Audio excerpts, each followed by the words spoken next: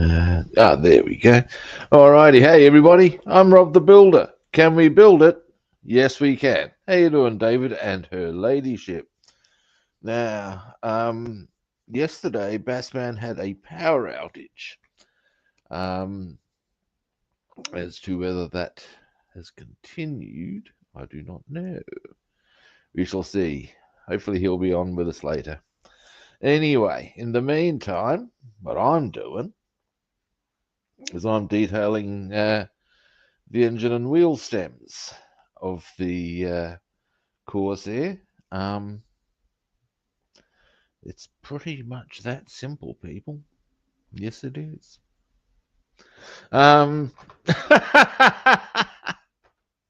then, so without any wait, important step. We all know the drill.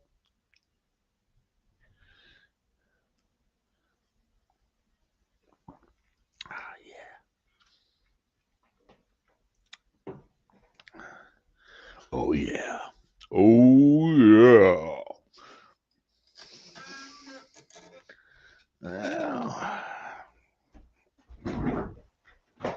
Now then. Get the area cleared for the occasion. Now, we'll pop this over to here. We shall. Is there anything I need to paint on here? Yes. But now it's not the time, Kato. Because what I was working on first. Actually, wait a minute. Oh no, I'll do them a different color. Sorry, talking to myself, guys. Now, first, oily steel. Now, I had applied it to those areas of one of these that I wished it to go on. I shall show you. We did this yesterday. Actually, I should show you probably that angle. And all right, so as you can see, it's the right-hand one that has some of it done. Well, that one's done, actually. Now I've got to do this one. It's pretty simple. And then what we'll do, I might as well give you a zoom in for this, actually, now that I think about it, is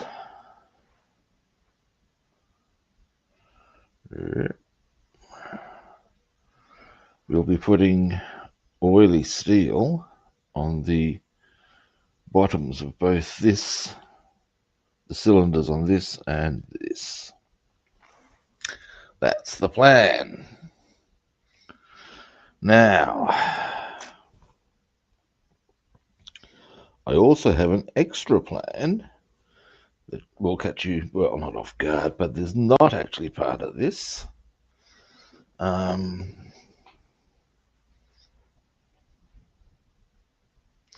Just mixing the paint, give me a moment.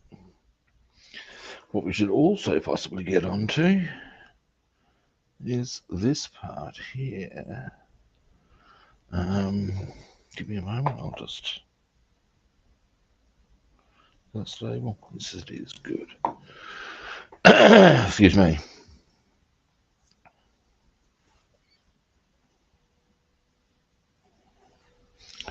Delete. There we go. Here. Come on. There we go. Now, our first port of call with this color, give me a moment,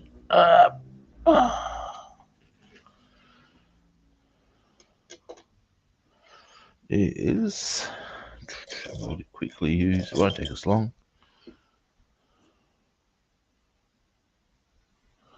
And this, good people, once completed,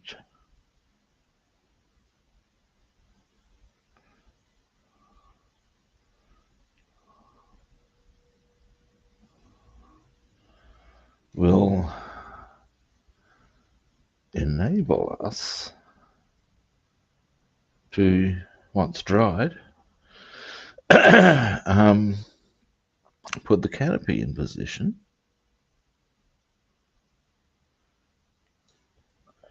And thusly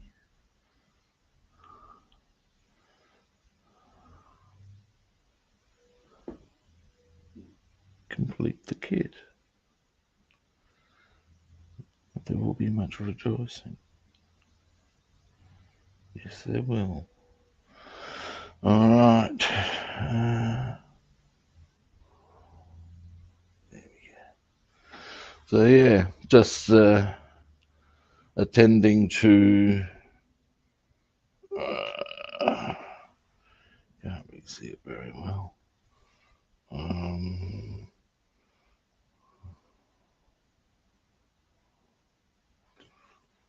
That. When that dries, we can look at canopy and other such things. Yes, we can. Well, canopy and aerial wire. That's all that's left now. So we might even get that done this very stream. Yes, we might.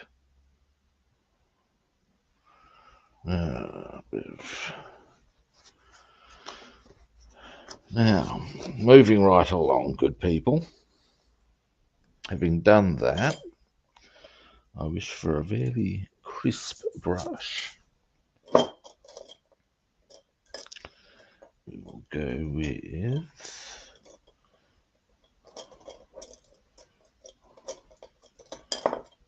what are the liking looks of that one? Or maybe not.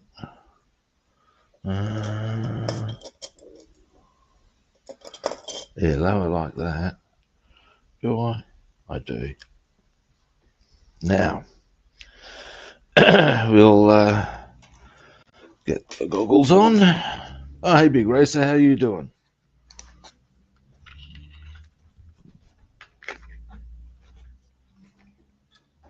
Now, we'll go here. Slow it just move my headset. Bing, zoom, wrong way. Oop. Oh, that's okay. Now,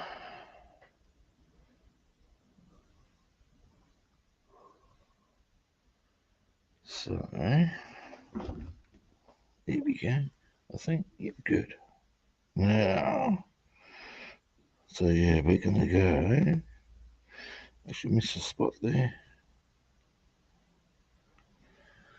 yesterday. Anyway, now we'll come up here.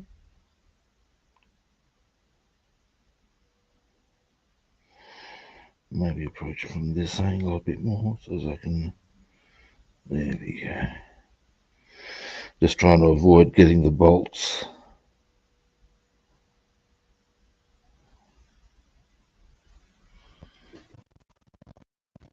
Maybe just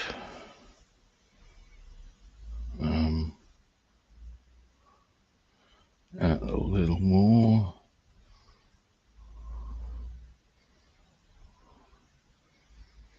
Now,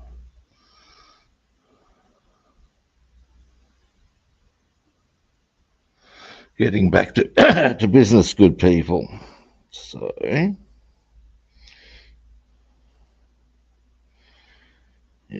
this way.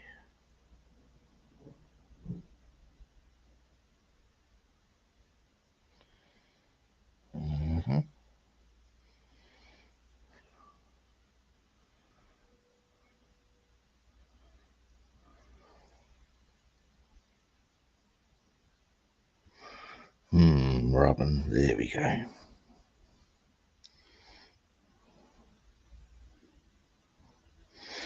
Right, now, yeah, we want to come down here.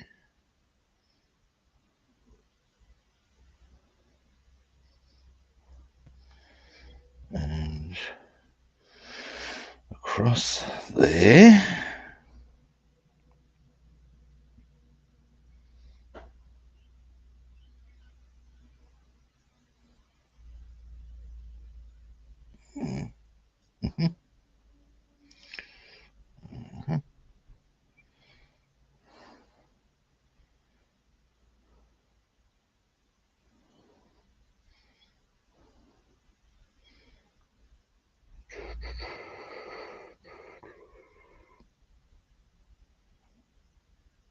There we go.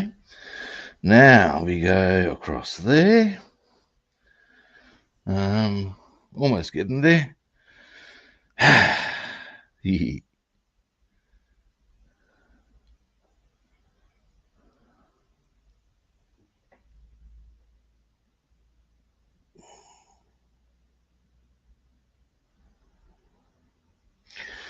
on a moment. I might just adjust the angle a little.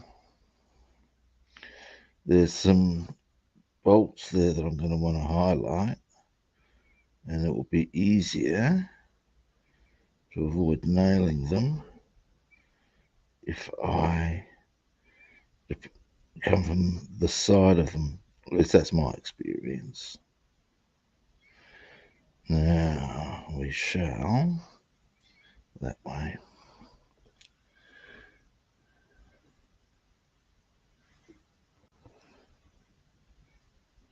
And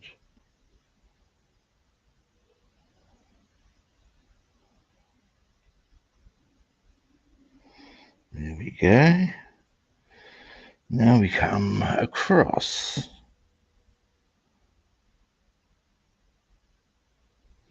Thusly. And that one.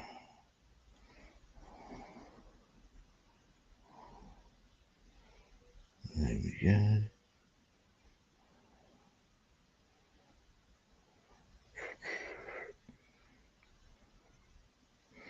Right. Almost done on the wheel stem. So we'll do the top here.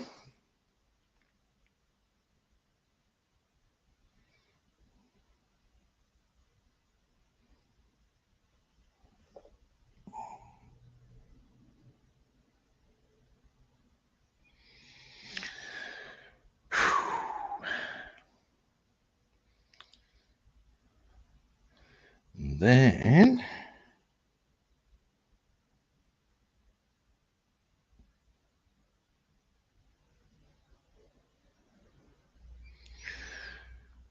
I'm going to go with down here. So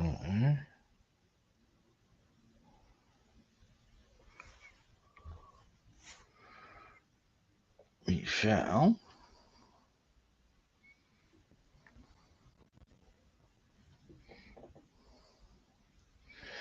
here we go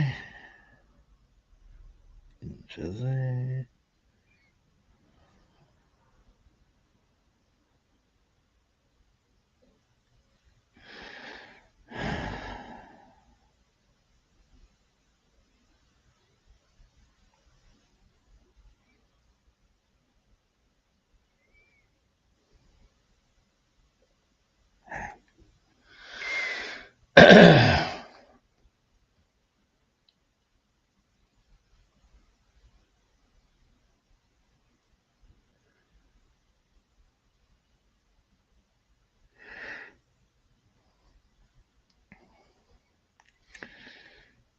That's good. Then we come this angle, which is a bit easier overall. This angle. And once I've got it done, I'll give you a zoom in and then we'll get on to the engine. Yes, we will.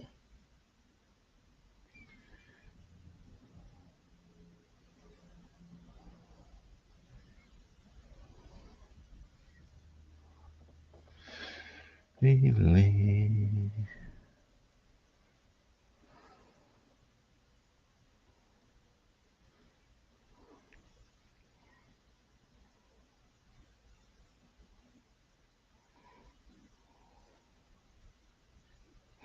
All right.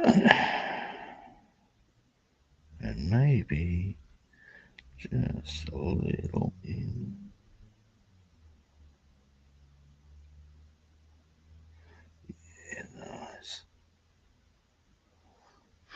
All right. Now, this is just the oily steel on these parts. If I bring it into there, focus, and there we go.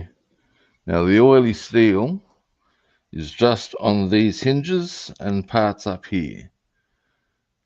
My next port of call will probably be to do the dark grey, which will be the springs and suspension.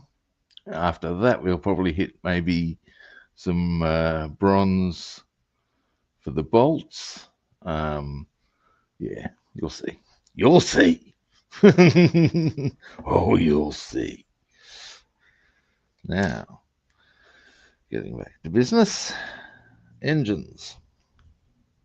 Now, maybe just zoom in a little more than that. A bit more, perhaps. All right.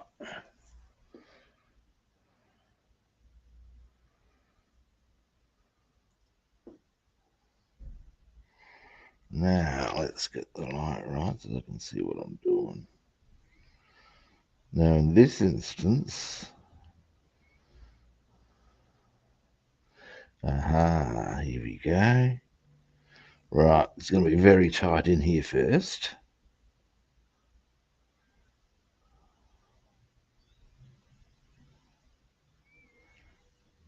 We're going to go up to about there. There we go.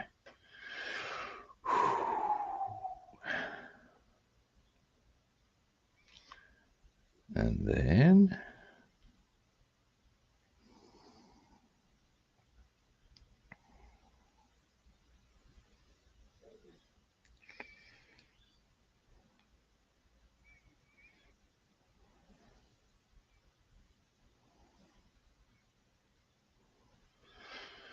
two.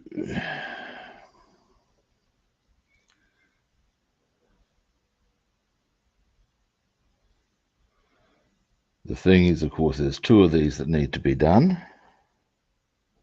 And in fact, I should quickly tidy this up a little. Get a little more in there. And both sides.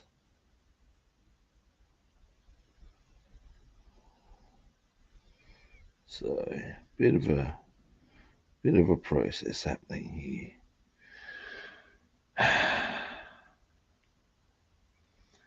Dealing.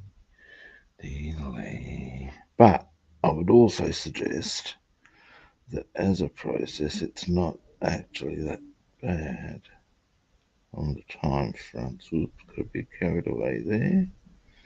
I'll transfer some to there. Now, what I'm doing is just the insides here.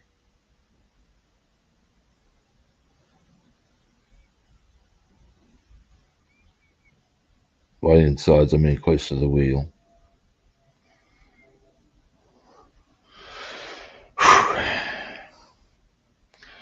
Because once I've gotten this on, and of course completed all the other bits, the upper areas I'm actually going to do gunmetal grey. And yes, I know it's not gunmetal, but it's a different metal. It's darker, and there's a certain point on here, which I will show you in due course, that it will show that difference more clearly doing it that way. And it's purely well, I suppose it's a degree of modeling masturbation, but at the same time, it creates a highlight. That's the whole point. Now, this side, I will acknowledge, there's got to be some sides where it's probably just, I don't need to, but, you know.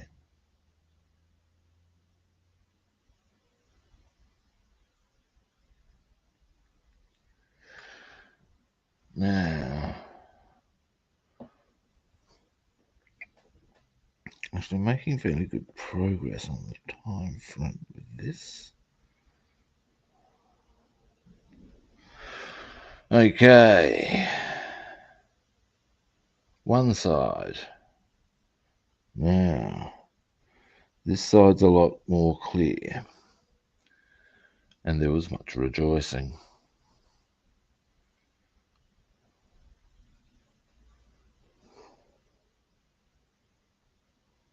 So we'll go there. There's the other sides, yeah. Now,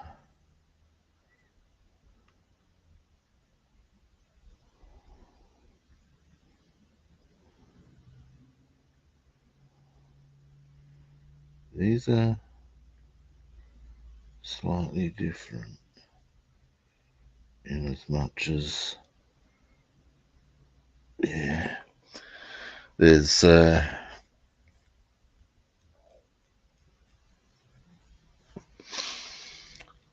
the way they're positioned with relation to the circle that they're on is different to how it is on the other side.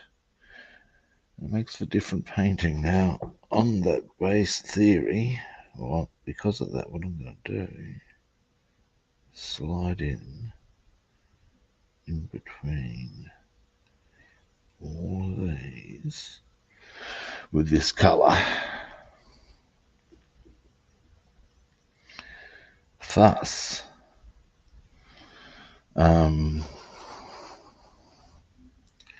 giving a consistency, because there is a gap between all of these.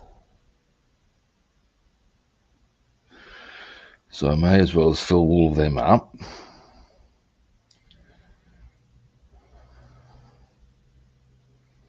And itchy noggin. In due course, we will. In fact, here's a plan. Ha ha!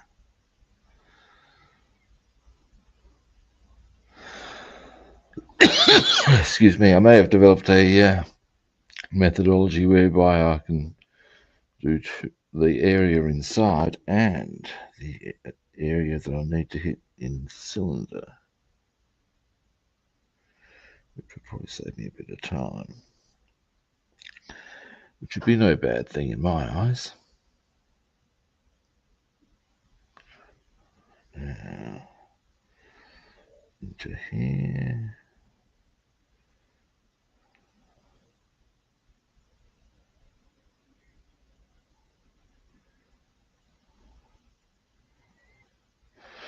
Whew. Now,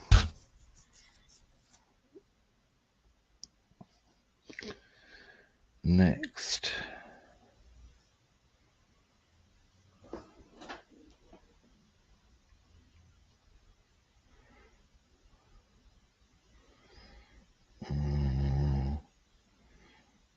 to here.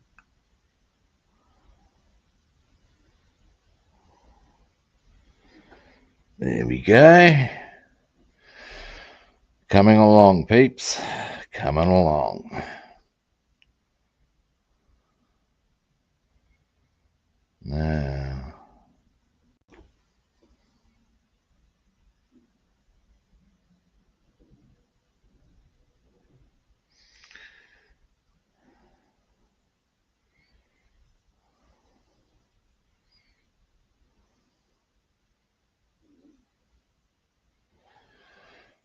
all right.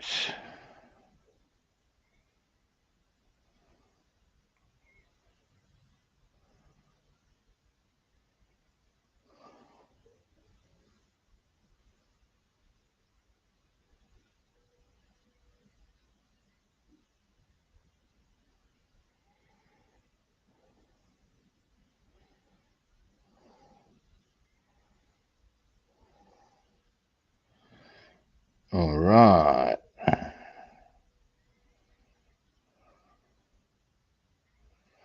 Two more. Then I can just go around a couple of bits. We are done on this part one. That will be good.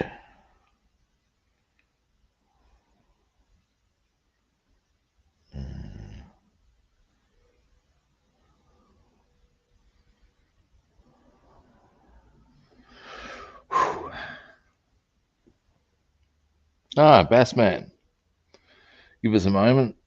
I'll just knock this side off and I'll flick the link up. I'm just doing a part of the engine, and well, as I'm pretty sure you can see. All right, give me a moment. Say hello to Basswoman. Uh-huh.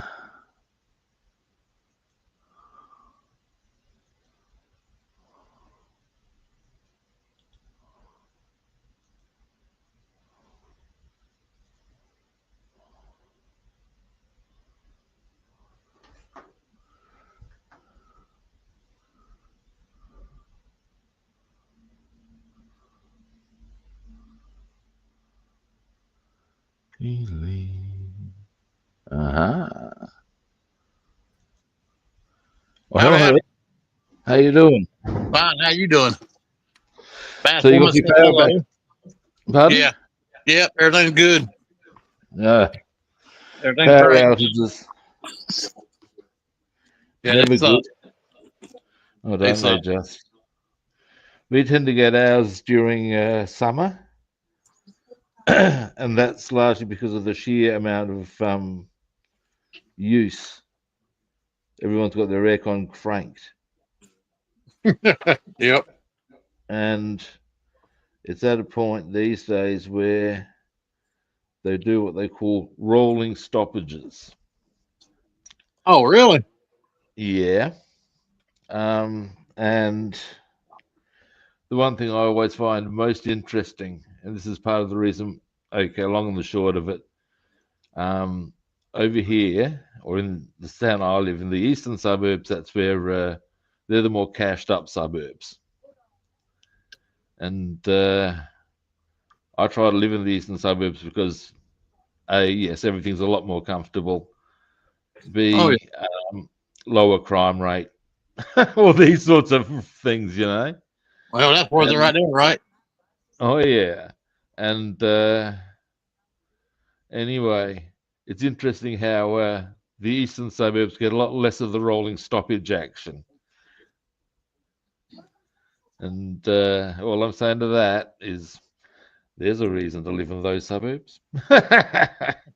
So why did they do that? Because otherwise the system can't cope. Oh, okay. Well, that Yeah, makes just so sense. many aircon.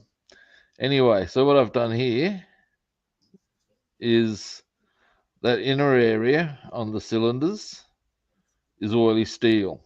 I've actually got to do it a little bit more on the front there. There's on the back. The upper area of the cylinder, I'm actually going to use gunmetal grey because, of course, that's another metallic. Oh, yeah. And then I'm going to be doing a couple of other bits on a few other bits of these, as you will soon see. Nice. So, yeah. Nicely Now, done. thank you. Now, what I shall do next, zoom in just a little. Maybe hit focus. There we go. Focus. Now, Focus. yes, I was going to do this. Now, there's a bit into there I need to do. Body. Plain body. Yeah.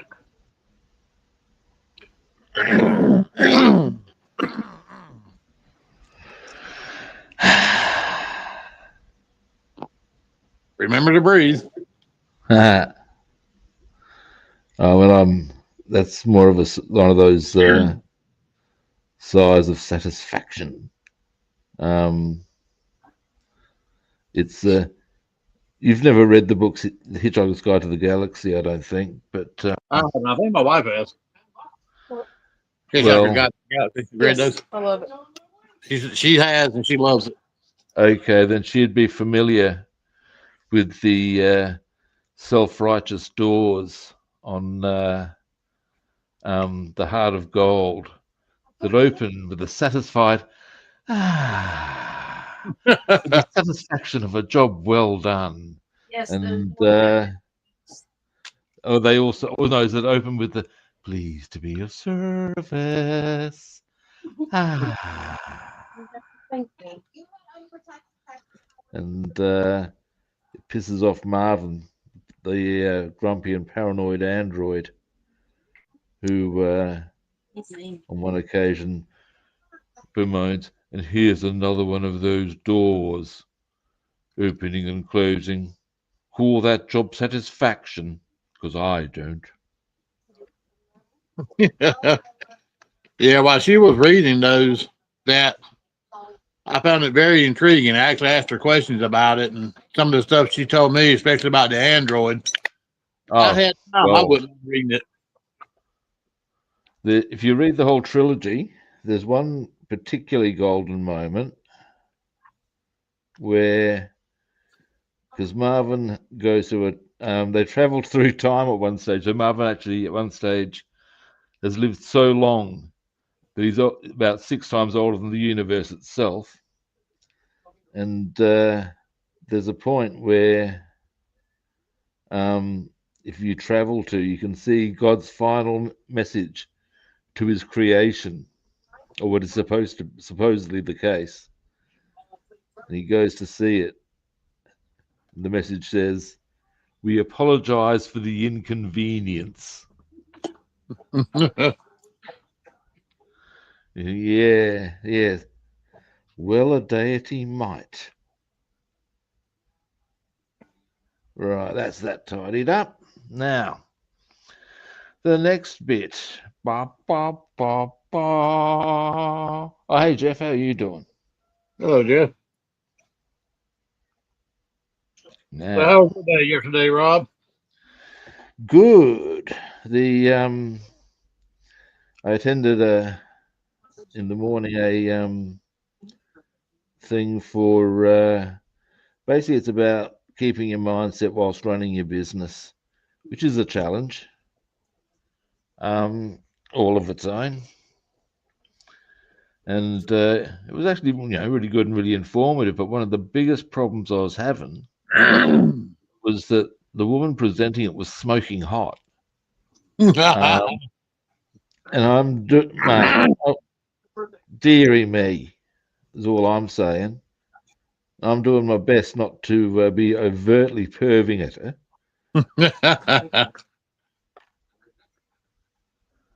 Try not to be obvious about it, huh? Yeah, I was perving on it, but I was trying not to be obvious.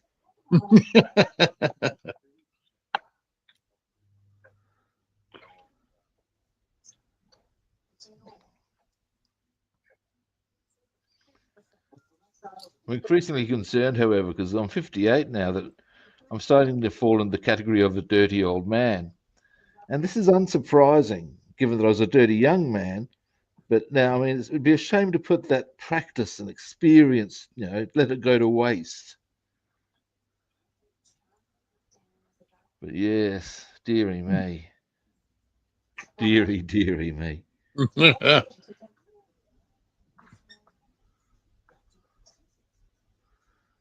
So was that your last meeting yesterday? Yeah, pretty much. Okay. Although I'll need to go in to do some paperwork, and I will also possibly be going back, because part of the program is you get a business mentor, and you have meetings with them, and they can either be held at the business or at their locale, which is just down the road from here. Right. So I might go to there for that. I don't know. But it's all As far as for the greater part of it, done. Which is kind of cool. It means that in about 3 weeks I actually start operations. Yeah, I was going to ask you about how long it's going to be before you got started up. Well, as far as on the program, it's November the 6th, I think, is when I start.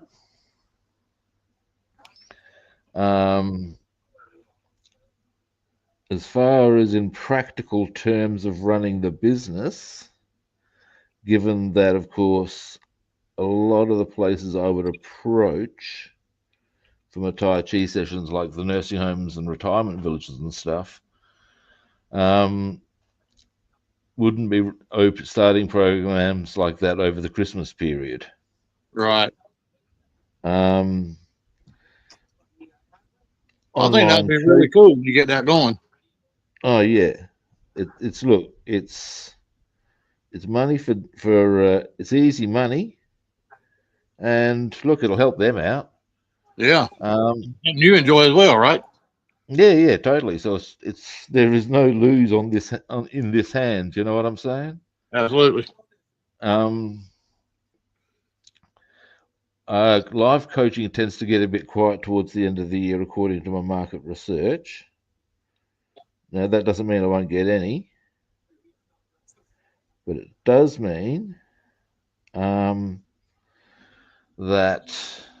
I'll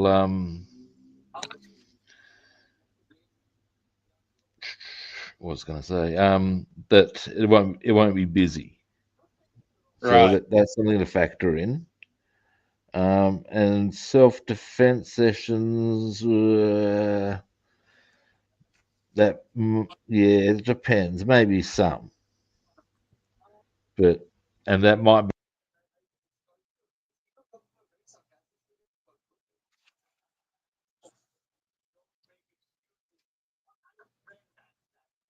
Oh, we lost him.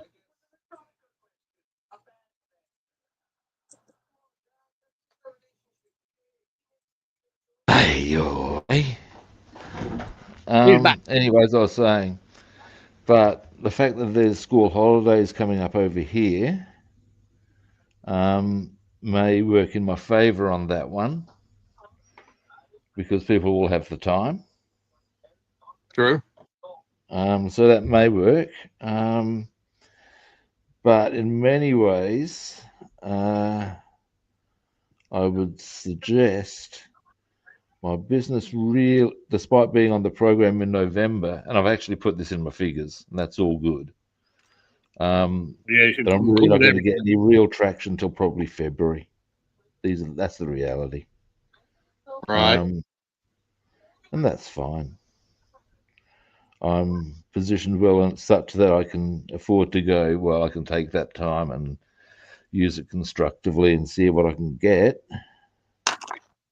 But I'm probably not going to start approaching organizations till January. Okay.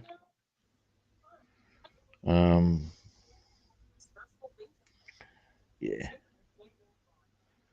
Because what they'll say. Is this going to be like a couple of week thing, or is it going to be like once a week or every day? What I'd be doing with what I'd be looking to set up with the nursing homes and retirement villages is once a week, maybe twice a week, whatever they want on that one. Okay. But ultimately, it's a thing of setting up, well, as many as I can, ultimately, I guess.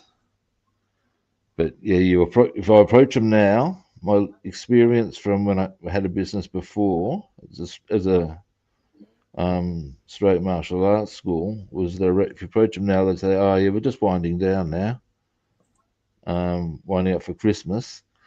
Come and talk to us next year." So it's effort put in for no good end. Now would be a good time to do research as to where to approach, if you follow me. Yeah.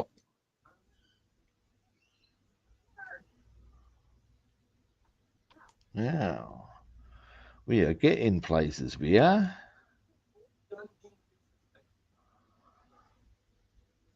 In a minute, I'll be able to show you the next part of the engine that I've done in this color, which is pretty much in exactly the same sort of context, but then we get to The next stage. Ho, ho, ho, ho. Dun, dun, dun. That's the one.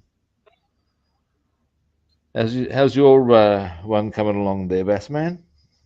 It's going along slowly but surely. I'm working on the cockpit now. I've got it painted green and I'm getting the decals put on it. And I got the armrest where the control panels are painted black. Yep. But on a 1:32, how many decals are there? A lot on the inside? Actually, there's only 3, 4, 5, I believe. There's not many at all. That's why I said I think your kit is a lot more detailed than mine is, as far as like Interesting. your engine components. Yeah, I think what that is what some manufacturers do with kits is they will get a bigger, say this is as an example, Italeri produced, not Italeri, this is Tamiya, produced a 1:32 Corsair. When they produce the smaller scales, all they actually do is actually use exactly the same blanks or blueprints. Yeah, which means that ultimately what you get is this extremely detailed kit that is or can be fiddly, but in the case of Tamiya is just magic. I really can't fault Tamiya on the whole. And I reckon that's that one done. I guess So that's the difference in the model companies, right? Yeah, there we go.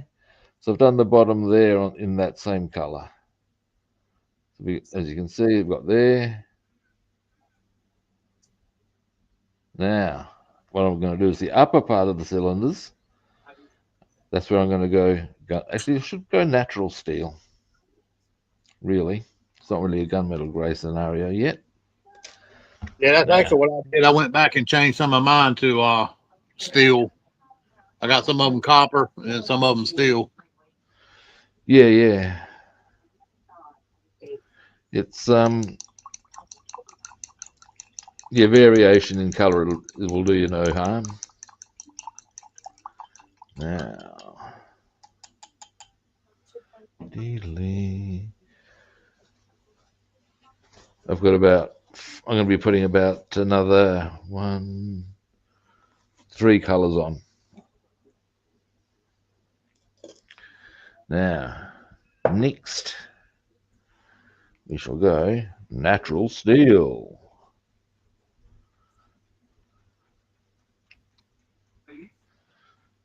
And we shall then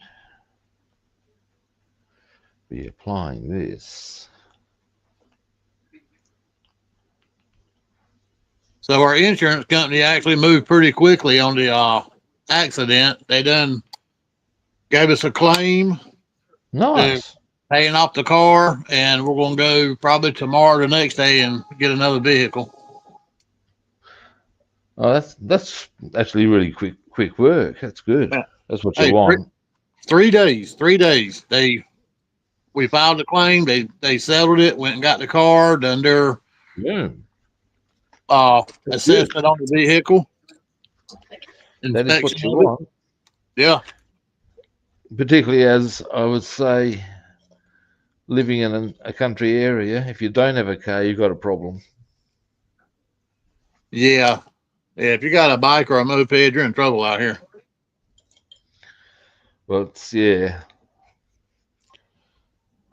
I can relate to it from the viewpoint of, well, it's not something I have to deal with. There we go. We'll use this one. If you live out of the country in Australia, if you don't have a car, your options are very limited, particularly if you're on a property out somewhere. Your next door neighbour's going to be a few kilometres away. Right. So, you know. Now. Yeah, if you get an Uber to come out here, good God, it'll cost you about your whole paycheck to travel for a week back and forth with Uber. Yeah. Yeah, well, that would be that would be the case, yes. You just wouldn't. Well, we're very fortunate. We got several vehicles, so things right here didn't really slow down. That's convenient. What's the address? This Yeah, that's one thing. Okay, purposes. That's one thing my daddy always taught me. I always have a backup car. Because as we know it, shit happens. Oh yeah. Yeah, well that's it. I mean, if you're in a position to not have to go through that inconvenience, it makes life a hell of a lot easier. Yes. I'm just looking for the very, you know how sometimes you're not quite, I don't know about you, I can be very indecisive on what brush I actually want to use. Yeah, I am too. I'm glad it's not just me. Yeah, we'll give this one a burl. So believe it or not, certain parts you paint, the type of brush really makes a difference. Yeah. I don't know about you. Sometimes I've got some brushes and I seem to have like this little hook, developed like a little hook on them. And in some situations, it's actually quite advantageous. In most situations, it's a pain in the ass, but sometimes it really facilitates getting into corners. Absolutely. There we go. Damn, my burger.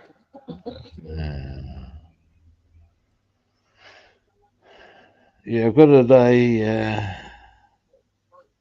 today where I can get a few things done.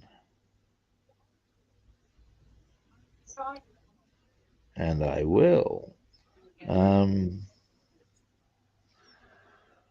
What I'm trying to get going is a regular process of daily routine so that I can be productive every day. Oh yeah, a routine makes all the difference in the world. Yeah, well, the thing is, when I was had arthritis and stuff, of course, it's you fall out of a routine. Or at least I did, and now that I've got the business to consider, it becomes essential.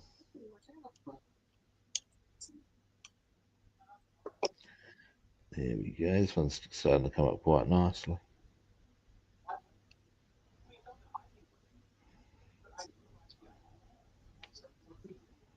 Yeah, that'll make every day easier for you having a routine.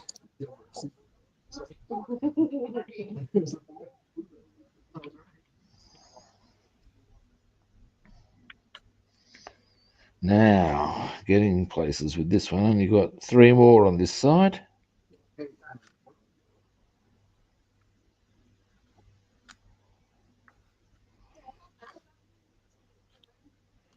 I'll give you a zoom in.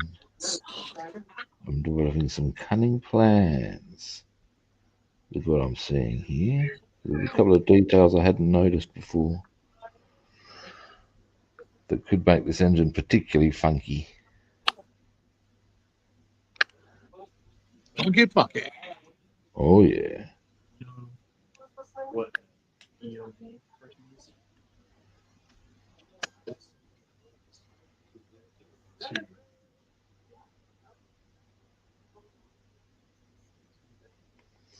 Actually, I'll be doing some playing some funk later today because when I do my bass practice, I alternate between using a plectrum and using my fingers. And today being my finger day, I'll be doing a bit of Stevie Wonder work. Does that tend to make your fingers sore? No, because you just get used to it, and it's not that hard. But it's the thing I'm finding at the moment is I'm working on superstition, and there's a certain portion of the riff that I've got to get tightened up. It's giving me a few challenges, which is cool. Right, there we go. So as you can see, I've got the inside done in 2 colors. So you can see that one's darker on the bottom than the top. Yep, looking good. Now, what I'm going to do, I'll be making those little highlight points there bronze, and the top across here bronze. Down the side, I'm going to make that tin. That will all highlight. Huh. I think I'll go back and change some parts of my engine as well. You're giving me some ideas now. Engines are one of my faves, mate. I love them. You can just go to town on them. Yeah, you do a really good job on them. Well, as I always say, I couldn't do it if the manufacturer didn't give me that option. This is true. So to me, all hail Tamiya.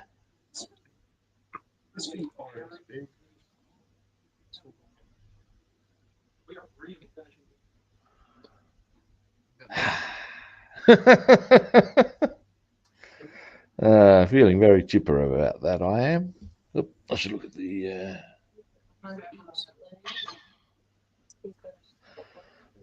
Now,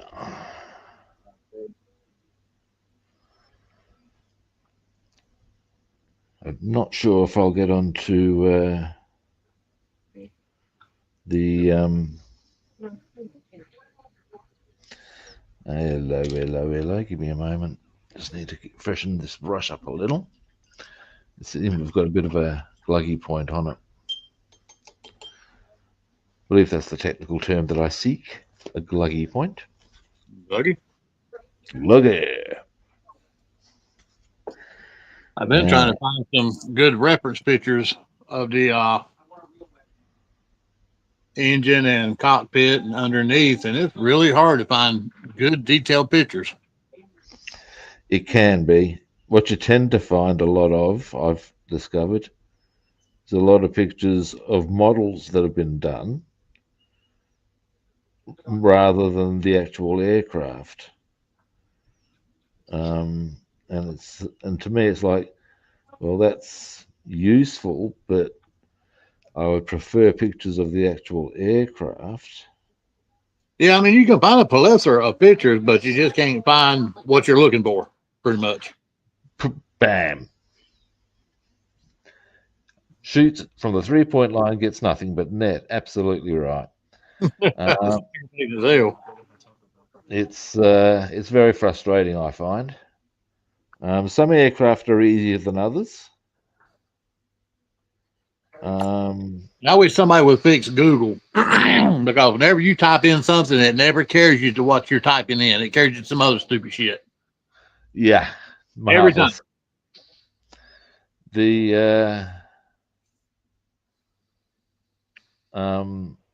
You'll find if, like, for example, if you look for the cockpits and stuff of things like P-51s or Spitfire or 109s, you'll find more pictures than you can poke a stick at. B-17, boom, it's there. But yeah, some aircraft less so, and this is one of them. It seems to be, note use of seems, that aircraft in the Pacific theatre don't get quite as much of a jersey. Yeah, I've been noticing that. Not quite sure why that is so. But it is. And it's something we have to work with.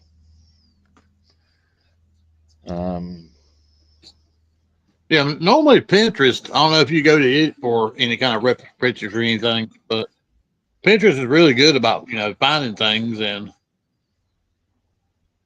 But I've had a problem with the Corsair finding pictures on there about it. Yep.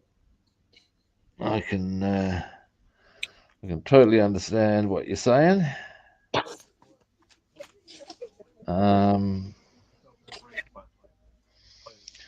Because I too have had that. Like, it's not really even right the way down to even sometimes getting a good clear picture of the aircraft in flight is not so easy. It's just like, what the fuck, guys? What the actual, Do not understand it, man. Nah, man. Yeah. Now, next, getting there.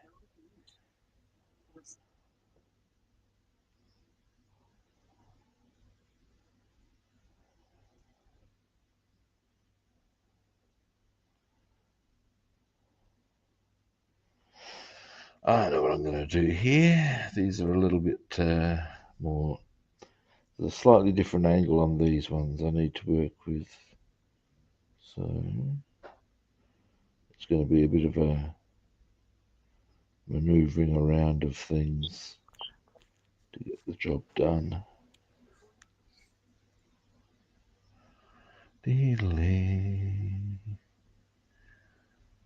Now.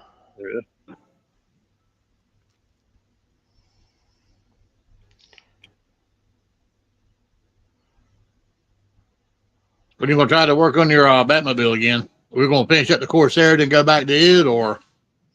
Well, all I'm really waiting for is for the dude to get back with the new parts. Oh, he is 3D printing them for you? Yep. Right. And when that happens, what'll probably happen shortly thereafter, given that there's not much to do, I will either just go one stream on it, bam, get it done, or I may even do it off screen and then just show it when it's done. Okay. At the moment, I've got the kit carefully packed away so it doesn't get covered with dust and any other crap. But I'm pretty keen for the to get hold of the parts in question, so as I can well, get it done. That's the nuts and bolts. Yeah, dust is a real bitch. Yeah, well, that's it. In fact, I would go so far as to say dust is, in fact, one of my arguments for why, if there is a deity, they cannot be called truly caring. And you see, the reason for this is because the moment you clean something, because of dust, it's automatically getting dirty. Yeah. Now, that's bad planning, straight out. Absolutely. It's certainly failing to meet my KPIs, I tell you. And it's something that I think, in an afterlife, given the option, I would certainly be confronting any given deity about this matter.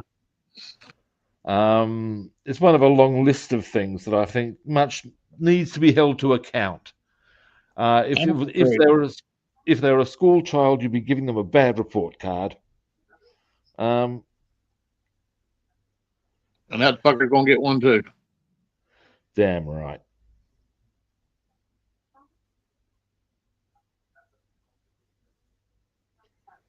Me and my son were talking yesterday, and I think air purifier would actually kind of calm the dust down a little bit here.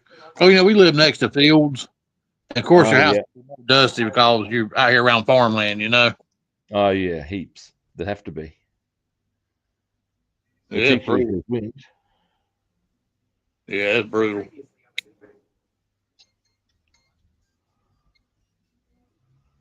Yeah, I've seen pictures of. In fact, we've even had dust storms in Adelaide, and they're just bad shit, man.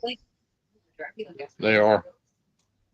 Now we're making good progress on the engine. We are. At least his veins don't like to go. Yeah, I think that'd be cool though. Give you another zoom in shortly.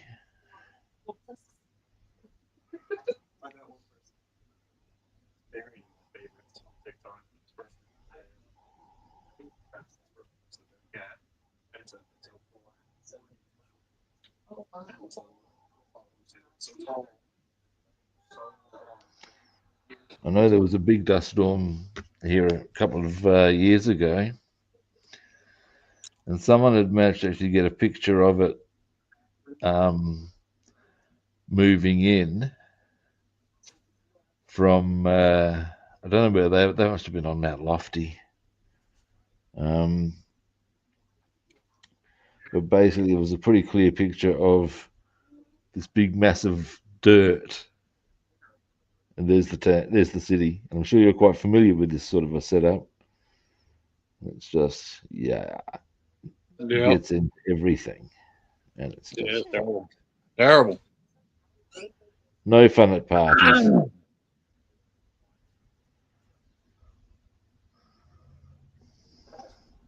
Mhm. Now, Everybody has. next, this is all coming together, peeps. Aha, happy joys. Now, You ever witness any like miniature? I call them tornadoes, but they're like little oh, spirals Willy that go Willies. across fields and stuff. We call them Willy Willies. Yeah, that's pretty badass. Yeah, I couldn't. And they can It's a nice actually, yeah, small though they are, they can certainly do a fair bit of damage. Um, yeah, as you say, they're not the full tornado, but they'll just still do no favors at all.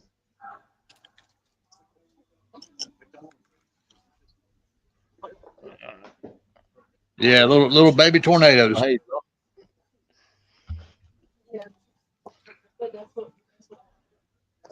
yeah, it's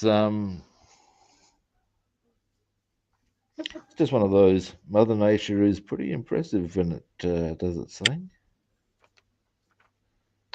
Yes, yes, she is.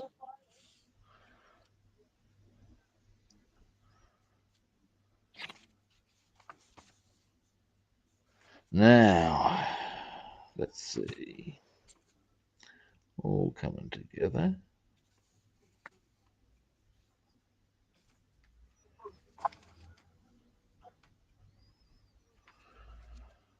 Right, 3 more of these to do in this color. Then we get to the next stage. Aha. Happy, happy, joy, joy. Oh, yeah. Joy.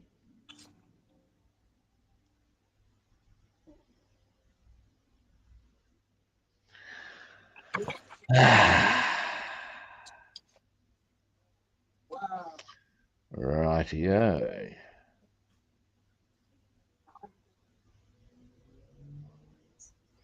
Next, we come into here.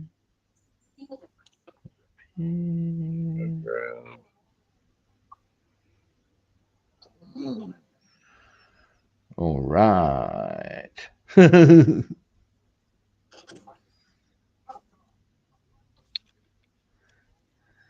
And, oh, there we go. It's a bit good, boys and girls.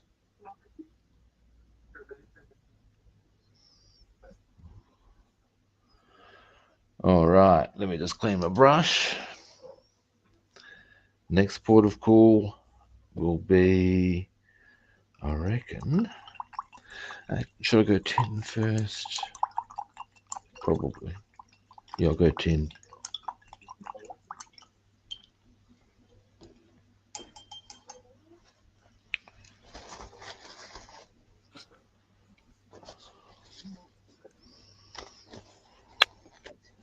So do you ever like put your planes together, then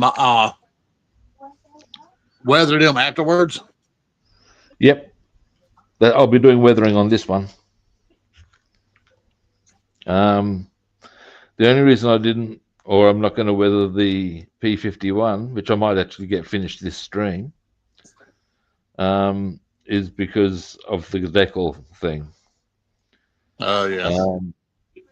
In now, what we have here is, hang on, I'll just sort of that way, maybe, and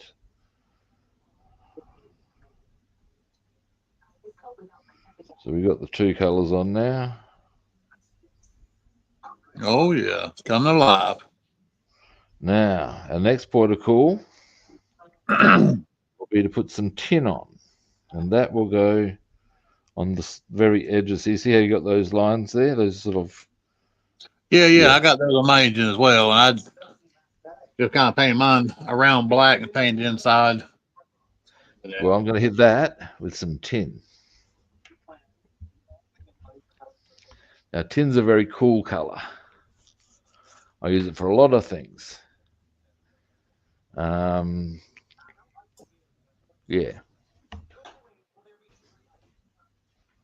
Oh, nice one. That's very cool, dude. Yeah, I think I need to go inside and do some copper on those smaller wires at the bottom of it, give it a little more detail. Yeah, you can do that, and indeed, that's pretty much what I'm about to do, sort of thing. You'll see. Okay. Um, Yeah, mine needs more detail. I'm not happy with that. well, you're already starting to get a bit of a feel for for doing an aircraft. Then. Yeah, I'm enjoying it. I really am. It's a bit different. It is much different. Now, my next port of call, as I said, is going to be 10. That will go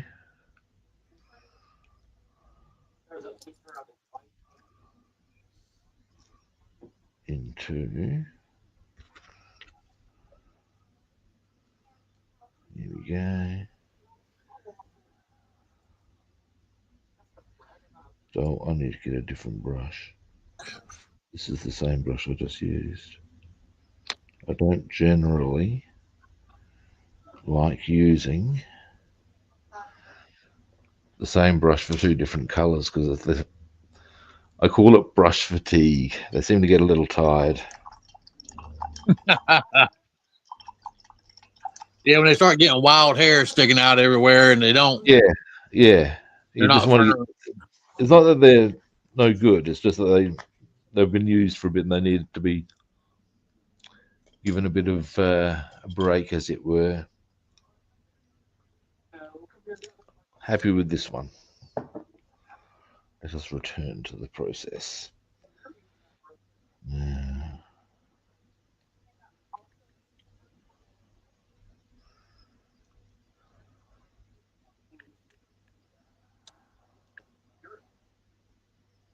Where was I?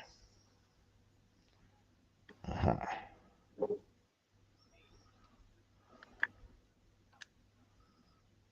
Come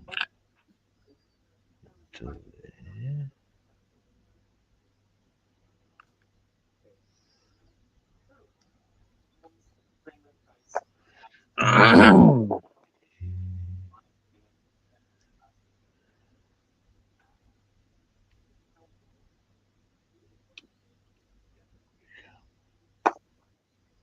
Yeah.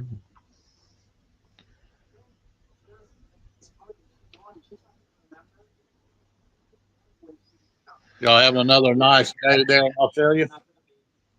Pardon? Y'all having another nice day there in Australia? It's a little overcast today.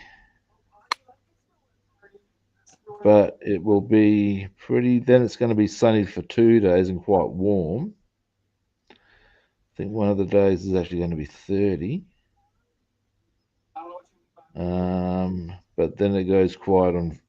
It gets cool again on Friday. So yeah, it hasn't So, quite made its mind up to commit to a good solid spring yet.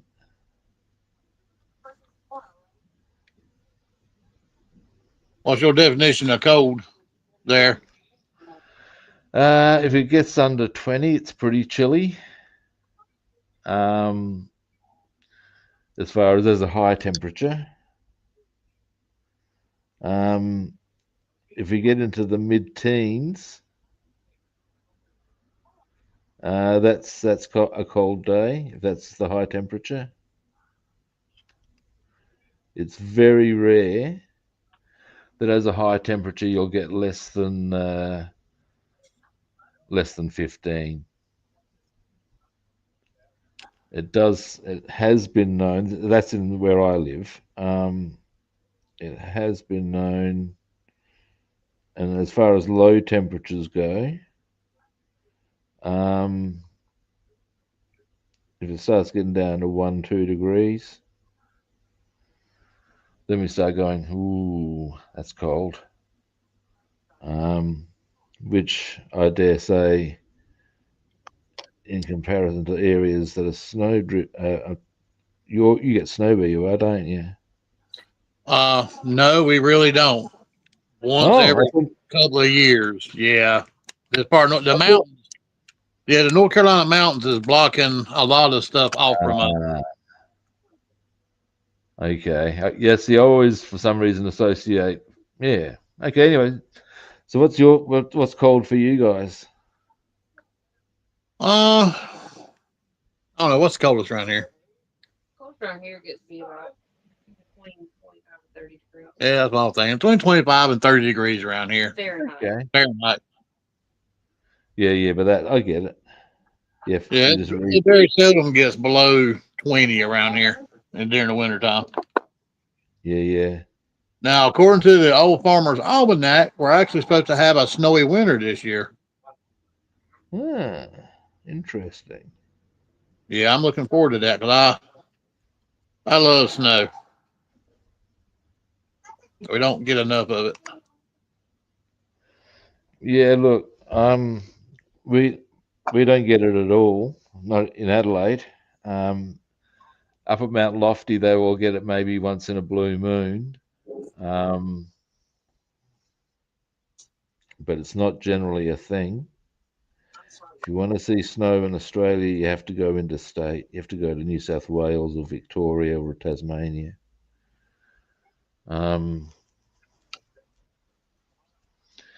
Yeah, it's a thing of we just don't. Yeah. I understand. I feel it. Yeah, we don't either. Very The weather seldom. just doesn't allow. I don't think Australia is known for snow, if you follow me. Yeah.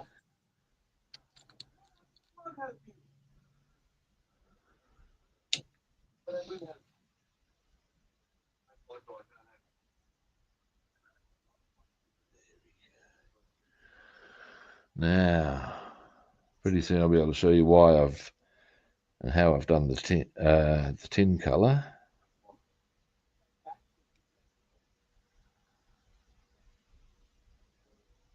I've got a jacked up truck with 35s on it, and I can't play in snow around here.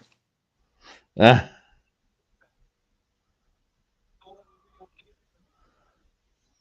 You know, when you live in the country here in North Carolina, you got to have a jacked up truck. that's just the rules, is it? That's the rules. It actually sits so high. If I didn't have step bars, I couldn't get inside of it. Some of my friends live in on Vancouver Island, and it's a similar deal there because they live on this very high almost mountain point. And yeah, apparently Wayne has on numerous occasions had to get the truck, head down the road, pull people out of where they've fallen off the road. Yep.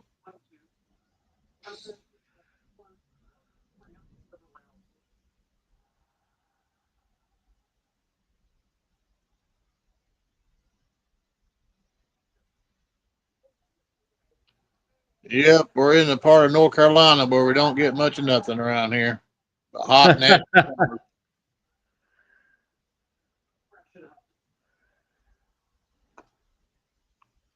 Well, Adelaide's a bit that way, actually, in terms of, yeah, just it'll rain, yeah, sure. It's not too savage. We do get some brutal hot weather, but you know, I live in Australia. It's kind of what we're known for.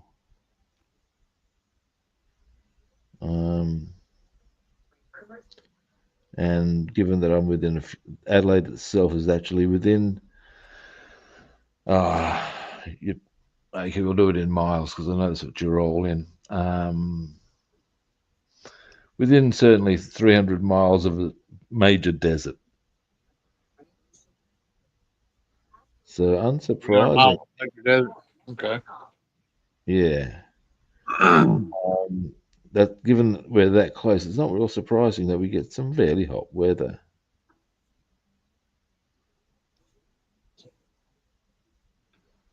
I can imagine.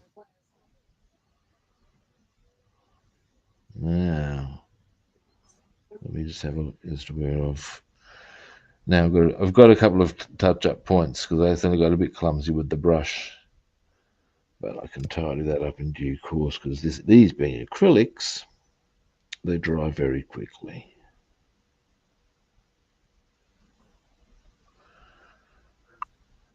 However, I'll show you where I'm at in a moment. So my Corsair's got the catch rod on the back for the aircraft carrier when it catches the cable on the aircraft carrier. Yep. Yeah, mine came with that rod.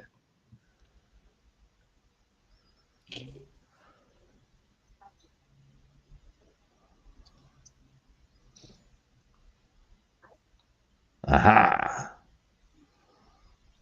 Here's the angle I need. Knew there was a whole stack I was missing. There we go. Itchy nose.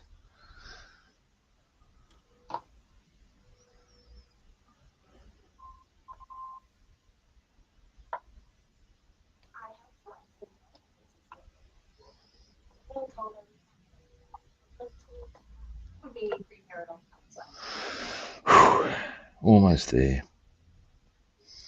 That's what she said. Ah!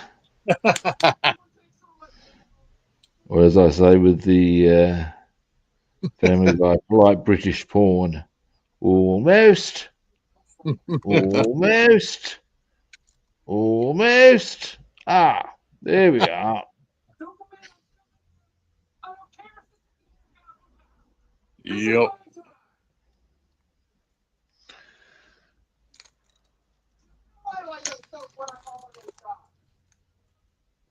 All right. Now,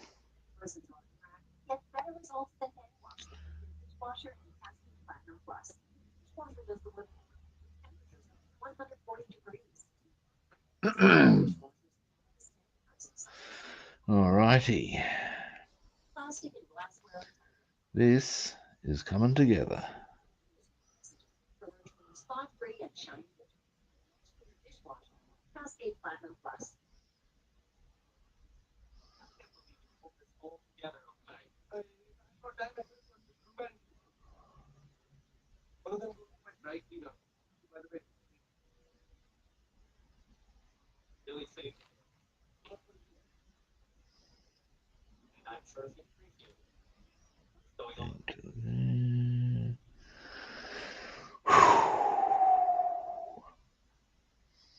Yeah, I'm looking forward to working on the P51 Mustang after this.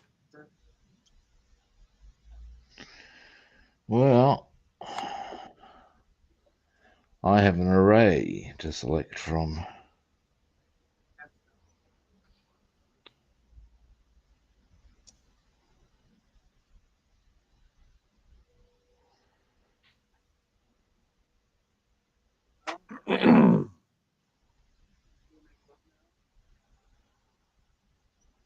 All right, now, and at some stage, we should get onto the ship. Oh, that is correct. I do have to get me one.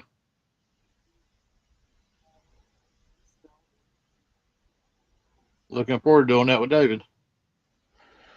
All in good time.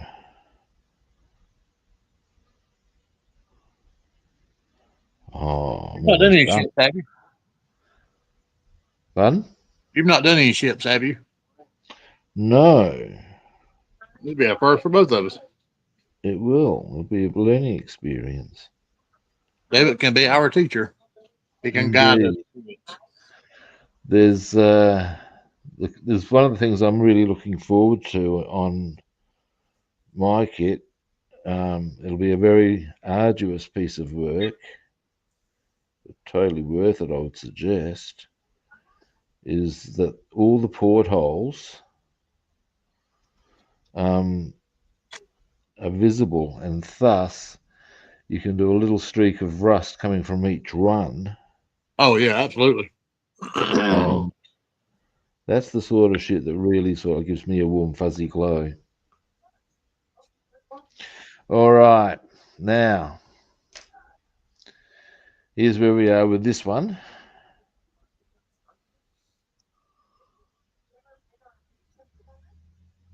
Yep. So yeah, you can see that I've got the tin down the side. Yeah, it stands out. That's a nice color on there. Yeah, tin's a great colour. I'm a fan, obviously. Otherwise, I wouldn't have used it. Sweetly. Now, next, just freshen the brush for a moment.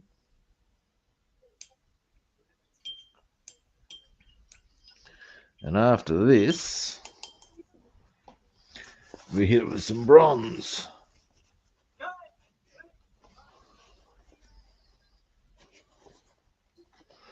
And then with the bronze, I will also put some of that on the wheel stems. Ah. Yes. Because I'll highlight the bolts with the bronze on the wheel stems. Oh, that's a good idea.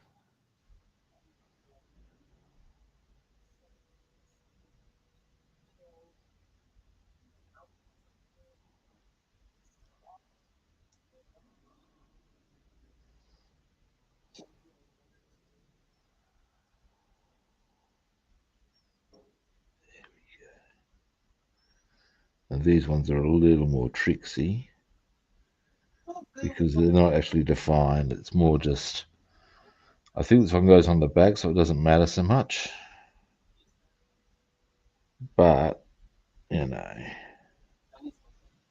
you all know the drill.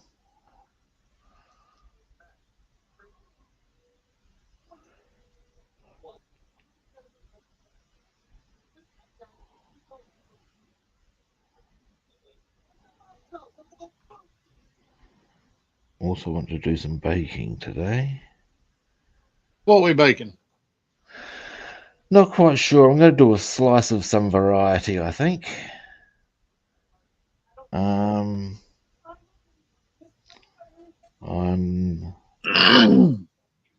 just trying to decide whether to go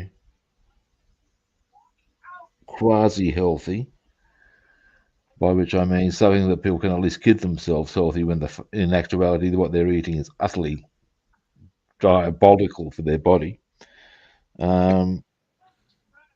Or B, take no prisoners. This is bad for you, but by God, it's yummy. There's a web page I look on. You'd actually be able to find it in on the web in the US. It's just that it's an Australian page. That's all. There's a magazine. I don't know if they. I think they still actually do it even in hard copy now, but called the Australian Women's Weekly, and they put out recipes and stuff. And that's, well, they also talk about all sorts of gossipy sort of shit that not all women are into, and it's very stereotypical, but we'll leave that discussion there. But as a source of recipes, shit hot. The bollocks, seriously. And if you go to a web search website, you'd have to do it. It's easier for me being in Australia. Australian Women's Weekly slice recipes. Lo and behold, there are, I think, 71 recipes to choose from. Oh, wow. They also do one with biscuits. I think that's in the high 60s, maybe 70 recipes. Bing. So I don't know if Basswoman ever does much baking, but if she would is curious for some ideas, there's some straight away that you can just go to. There's a whole list of them. She said, "Oh, all right." She's not much of a baker. None of us really are. Okay. But We love food. we do love food. Oh, they actually, you could probably even just search Australian Women's Weekly recipes, because what they used to do, and in fact I have the full collection of because my mother purchased them, was a whole range of cookbooks, Chinese, Thai, dinner party, the whole box and dice. So you could probably even do that. And you'd find something and go, dear Lord. Huh. Okay. They got some very cool stuff. Well, she's good about looking at recipes because a lot of times she likes making Hispanic foods. Yeah. And we don't make any Chinese food, but she's really knocked out some Hispanic foods, and they're really good. I can give you a Chinese recipe that is simplicity in itself. The simple case of 3 ingredients. And what it is the easiest way to make soy chicken you'll ever find. And this is how they do it. Yep. And this is the traditional method, as taught to me by my instructor. You get 1 part soy, so maybe a cup of soy, 3 cups of water, bring it to the boil, drop your chicken in, be it whatever, cut, whole, however you want to do it. Right. Cook it till it's done, turn it off, let it sit for a while till it cools down, eat. That easy. Huh. And what's more, there's a couple of things about that that you can use that same soy mix to be used again. Because of its salt content, it takes a while to go off. Don't get me wrong, if you just leave it on the pot and leave it there for long enough, yeah, it'll go moldy. Right. But ultimately, you can prevent that by just bringing it to the boil once a week. Huh. And having, obviously, David's.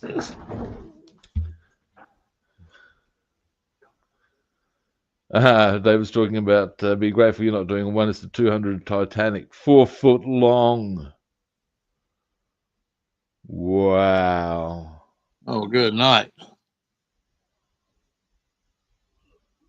Oh dear Lord, well, that's harsh. Yeah. Anyway, but obviously there comes a certain point with the soy where, like, if you've used, say, beef, you're not going to be able to use chicken on it again. Now you need to consider that sort of a caper. Oh, absolutely, yeah. But you can reuse the soy. That's the ultimate. That's the bigger point. It's handy in that regard. But if you're stuck with just chicken or even pork in it, you'd be right. You can also use, if you were to use some of the chicken in a stir fry, get a scoop of bit of the liquid, splash it into your stir fry, boom. Huh.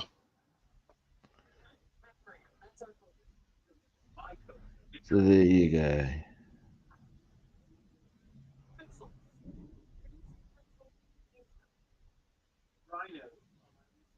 It's one of the things What else is in there?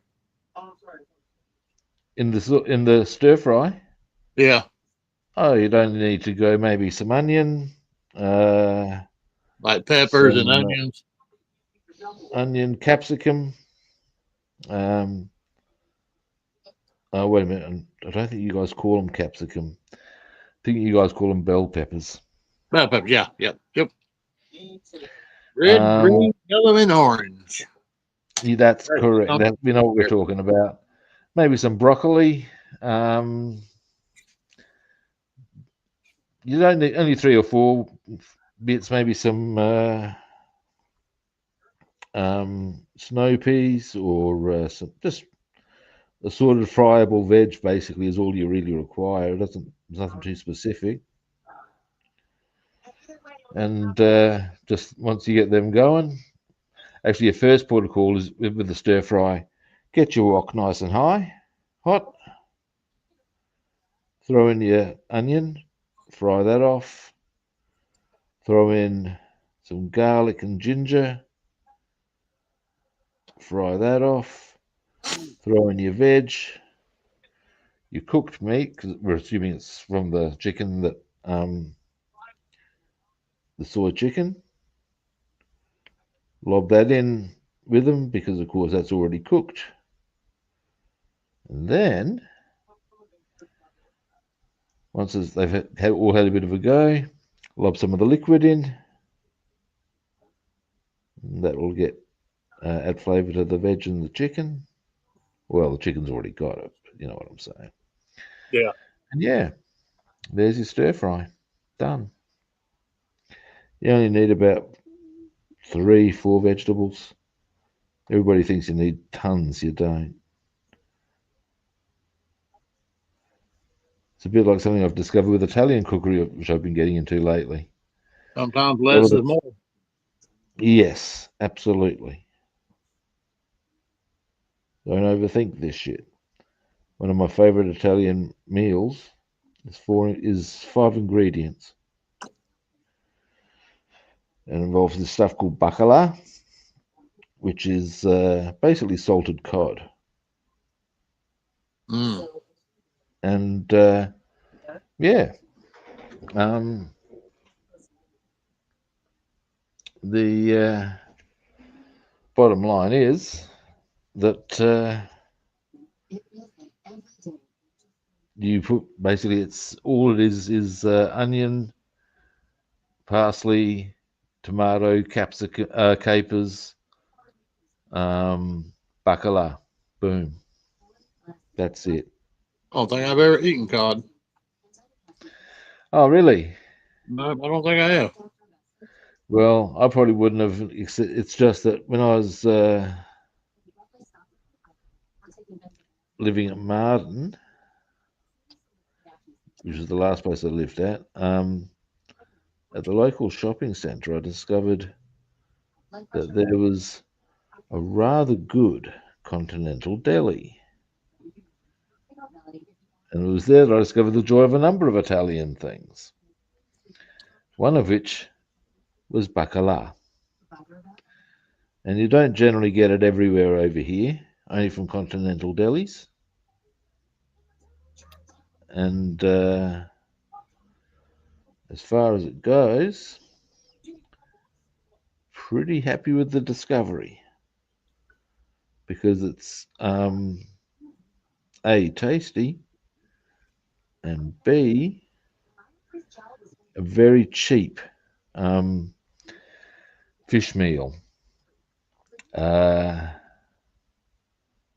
In terms of over here, if you want to buy fresh fish, it can go for anywhere from $40 a kilo to 80. It's expensive. Bacala, $30 a kilo. Yeah. Yeah. If you and let's face it, fish is good for you. Oh, absolutely. Yeah. So if you want, and for $30, I can get 2 big fish meals into me,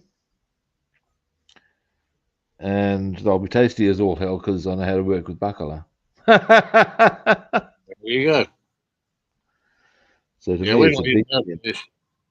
You probably wouldn't be able to get bacala in your neck of the woods. I wouldn't have thought, unless there's a continental deli. But I don't know if there's that Yeah. sort of thing. Yeah, there's not. Yeah, in that case, no, not going to happen. All right, goggles off for a moment. Let me just clean my brush.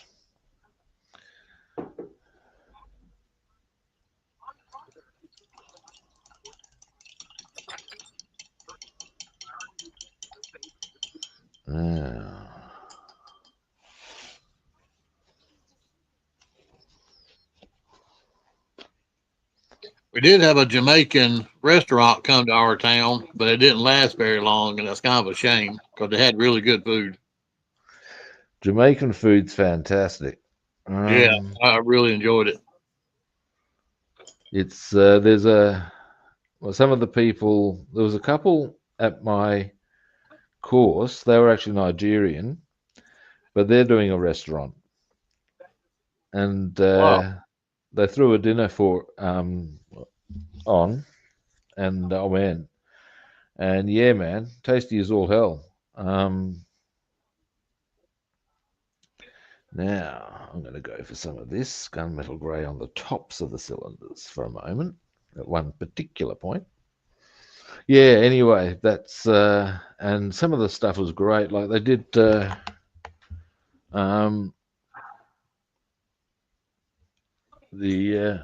Jeff, how you doing? The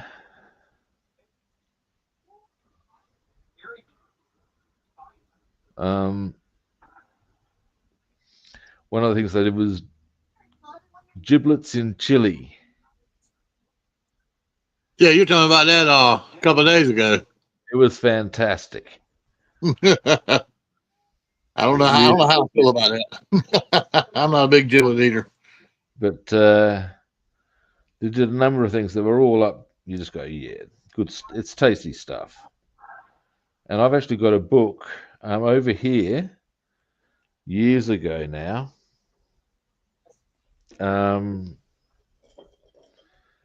We there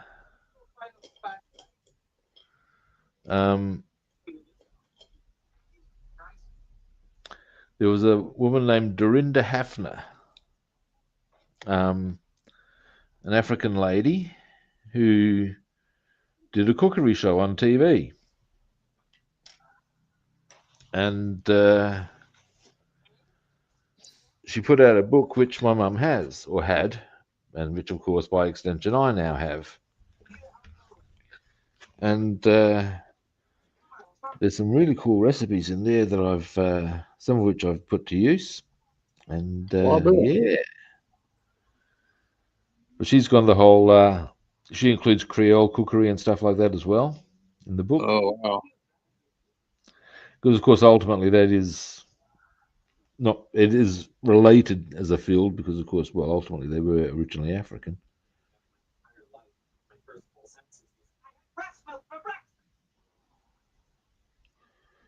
But yeah, Oh, it yeah. was, I love different foods from different cultures. oh, mate, Ain't nothing like it it. was one of the joys of interacting with them.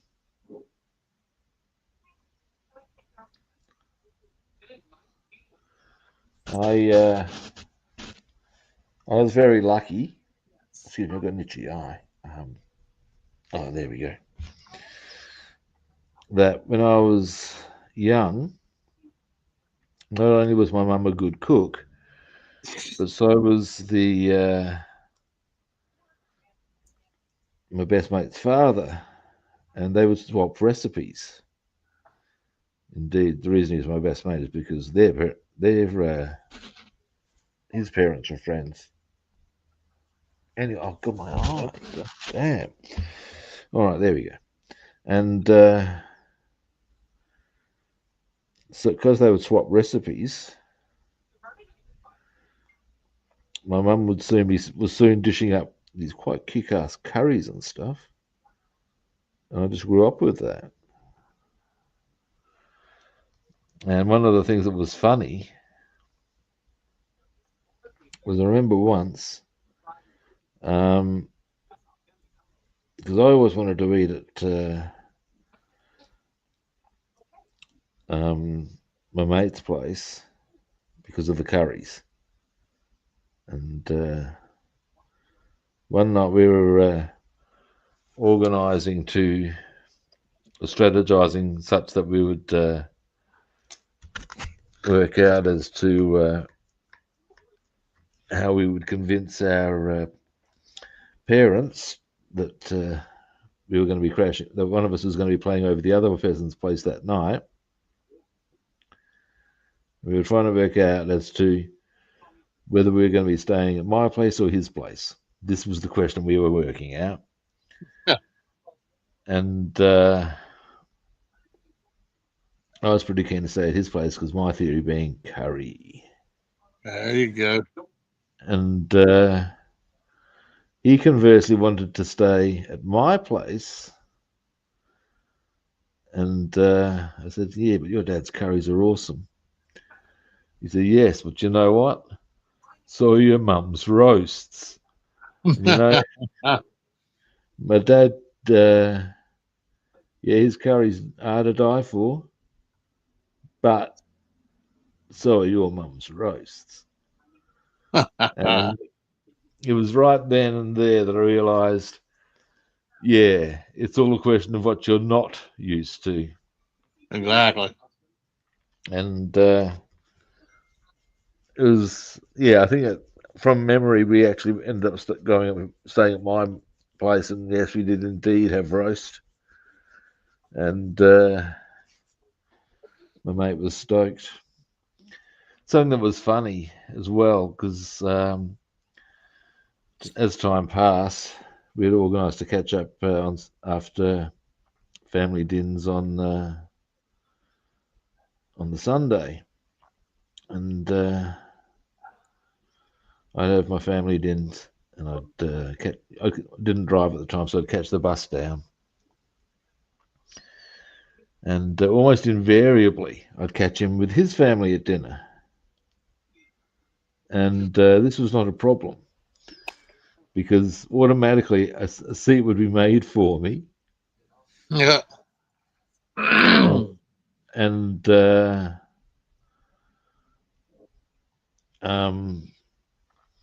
yes, I'd be having my curry serve, and I think Auntie Eva and Uncle Gordon kind of like, because that's what I used to call them because I'd known them since I was a kid. I think they kind of liked it because it gave them an opportunity to catch up with me. But yeah, so I've been lucky enough to have that going on pretty much for the duration of my existence. You know who has better food than anybody? Who's that? Grandma. Actually, I can confirm that in the case of my grandmother, that's not the case. She was never a cook, and I mean never. Like my grandfather used to do the cookery in their house. Oh yeah. Yeah, he enjoyed cookery, mind you. Um, but yes, my grandmother was by any and every account a woeful cook, and I'm being generous. There's a great story my mum told me, um, and where, as a rule of thumb, if my grandmother needed cakes or something for the senior citizens, she'd ask my mum, and my mum would do them. No problems. Clearly, on one occasion, she's decided she would save my mother this effort, which is considerate, if nothing else, and has gotten herself a packet cake mix. And anyway, Mum reckons she's been at lectures, night lectures, by the way, that evening, or one evening, come home, and she's been, because my grandparents lived in a semi-attached granny flat, and she's been confronted by my grandmother with this bowl of stuff, and said, "Yes, I tried to make this packet cake mix, but it didn't work out." And ultimately, yes, my grandmother's ineptitude in things culinary was such that she could not successfully make a packet cake mix. Um, Damn, I'm sorry. so, in the final analysis, yes, I can confirm that in my grandmother's case, that statement does not hold true. Yeah, my I believe grandmother at the was. end of the day, with regards to the story, my mum has just looked at it and gone, "Oh." So yeah, and she's ultimately gone and made him and said, "Next time, just ask me." Huh, But my grandmother meant well. of course. So you couldn't be pissy at her. She was trying to save my mum the effort.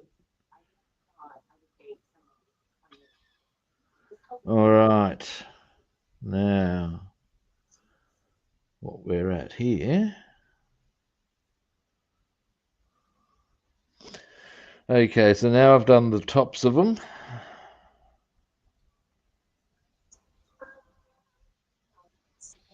We got there, we got the sides, we got Oh the yeah. tops. Now I'm just going to put make those little electrodes bronze and go do a line of bronze on the top across to each side.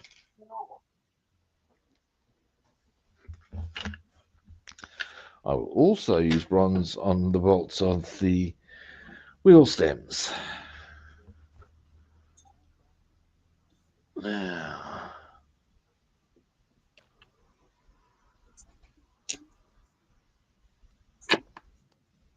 $40. Jeff went out for breakfast, and it was $40 for two people. I can see that. That's yeah.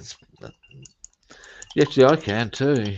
Over here, if I go back if I now, bearing in mind, if I went light, by light I'm talking no more than poached eggs and a coffee.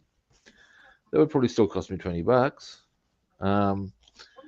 If I go big breakfast, it'll probably be costing me 30. Is there currency? Now, bronze. Get Was our it bronze, on there? baby. They don't give $100. No. What is your current? My wife is asking, what's your currency there? You know, you don't use U.S. dollars, so how does that work? We have the Australian dollar. Oh, how does it compare?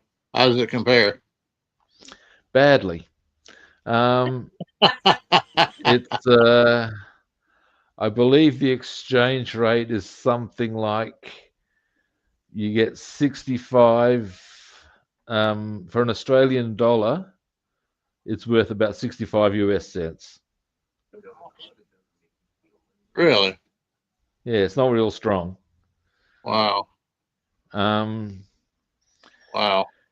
yeah, it's a bit of a fisting of fury. Now, on the other side of the equation, it's still strong enough that if we go to countries like Thailand, for example, we can still play the wonderful game of that's mine, that's mine, oh, that's mine. Because, of course, over there, I think the exchange rate even now is David's saying that over there a full English is £10 with a mug of tea. Now, in Australian dollars, that is about $30. Shit. Yeah, anyway. Yeah, the because of course the exchange rate in Asian countries is just hilarious. I think even now it's like for the Thai baht, it's 1:25. So if one Australian dollar for 25 Thai baht, come to Papa. But yeah, the Australian dollar. Look, I suppose in global terms, it's still not doing too badly. Right. But relative to stronger currencies like the US dollar and the British pound, and indeed the euro, not so flash. Huh. It's probably on a par with, say, the Canadian dollar and the New Zealand dollar, because they also use the dollar for what it's worth. Yeah. The Canadian one you're probably familiar with, but yeah. So there we have it. There's Yeah. a brief primer on Australian currency.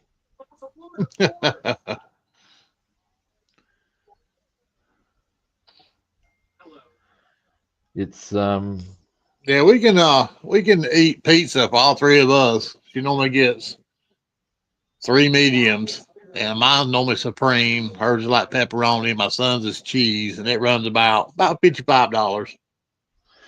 yeah, that sounds right. It's interesting in some countries, like here we go. Whilst I'm a fan of the Scandinavian social democracy model, whereby everybody basically everything gets taxed brutally, but of course everything gets laid on, and even barmen make good money. At the same time, everything is hellishly expensive because of that. And I believe, like over there, in Norway, for example, a pint of beer will cost you $12, which is, A and pint of yeah, beer will cost $12. $12. And actually, David would probably be able to give us more insight into this subject matter.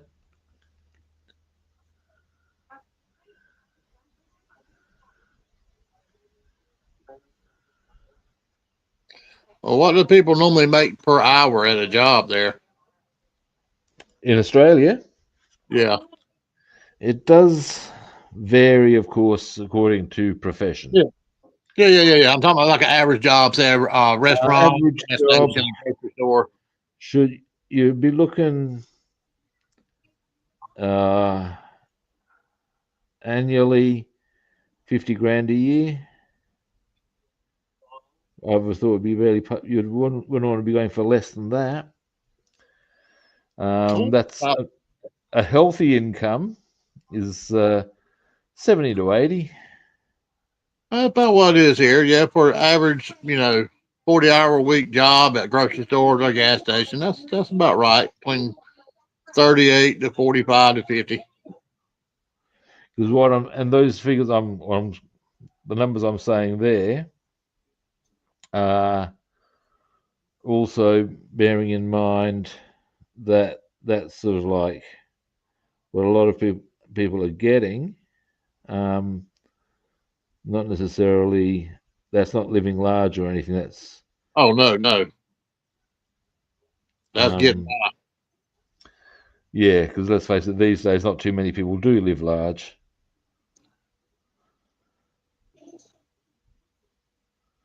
Because I believe the whole cost of living thing is quite a global situation these days. It's not just one or two countries, it's most of us. Yeah. Okay, that's coming along very nicely. Give me a moment and I'll give you a zoom in on that one. That's coming along real well, actually.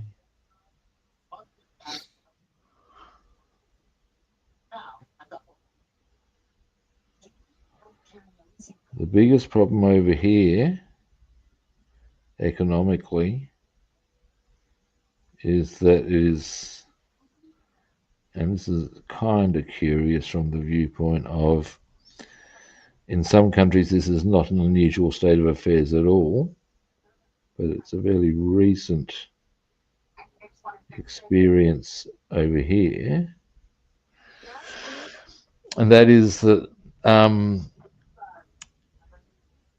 where once it was generally an accepted thing that people could buy a home, these days the entire basically the entire generations have been shut out of the market. Yeah. Yeah. Buying a home now is horseshit. Yeah, it's not going to happen. And look, so I know in some countries that's been the case for many moons now. As well as here. Yeah. So, but for us, that's a very recent phenomena.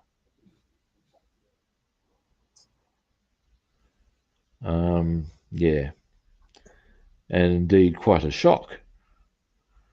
But I know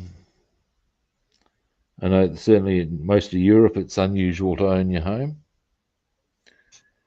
Certainly in large parts of Asia.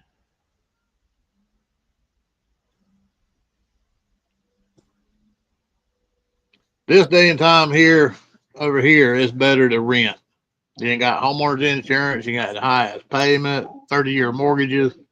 That Paying. is the reality here too in some ways. Because and let's face it, insurance companies have good track record of trying not to pay. In fact, that is an insurance company's objective ultimately. If they don't have to, they don't want to. Oh, exactly. It affects their profits. Yeah, absolutely. Well, they're not there to run a charity, mate, so. Yeah. This is correct.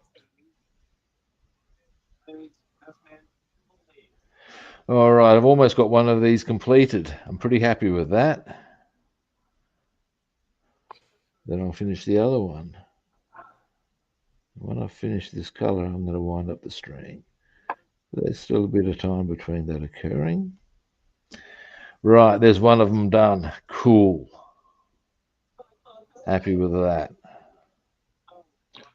Happy, joy. That's looking pretty. Will be once I get a decent bit of focus on it. Come on now. What are you doing to me? There we go. That's So we got pretty. that one going. Yeah. Now, this one should look better once I've gotten the bronze in position, because of course you've got that much more clearly defined tin. Yep, that was good. Yeah. So I'll finish that one off. And then that's the engine done. That's a Dum, bit dum, kick-ass. dum. Yeah, exciting stuff, I tell you. Now, whilst I won't get everything detailed today, I would suggest, now what's tomorrow? Wednesday, isn't it? I reckon, Tuesday. oh, for me it's Wednesday. Yeah, I know. What I'll do is I'll certainly have them completed, everything detailed tomorrow. And then I can get on to photo etch Thursday, I reckon.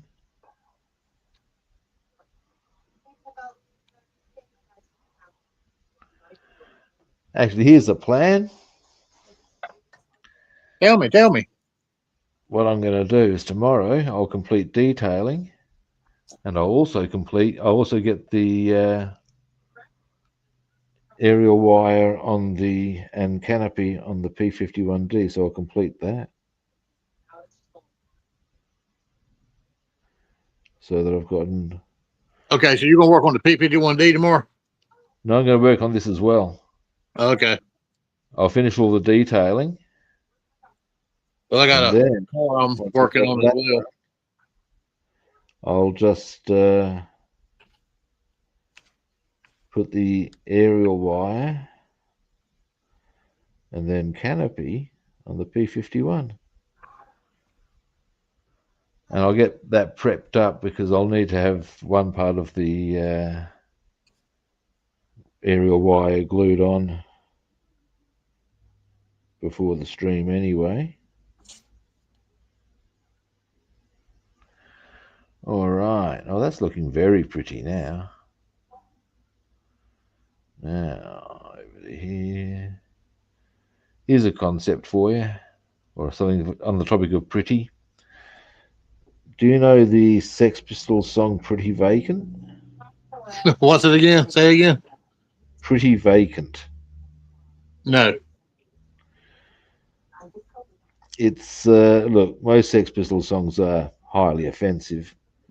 And this is no different, except they are being overtly offensive to their fans. Because the lyric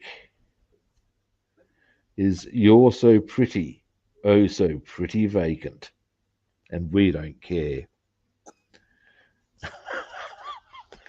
Ow!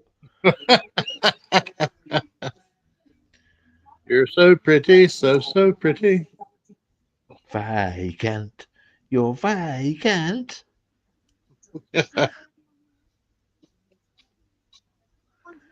And we don't care.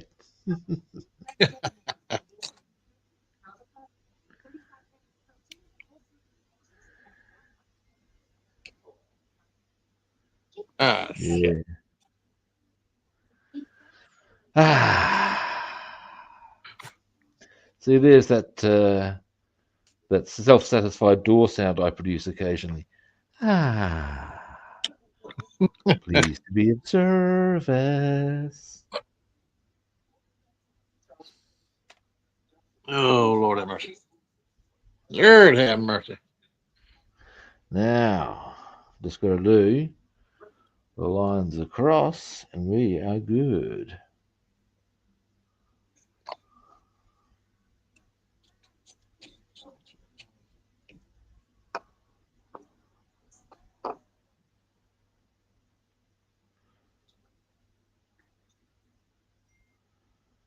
There we go.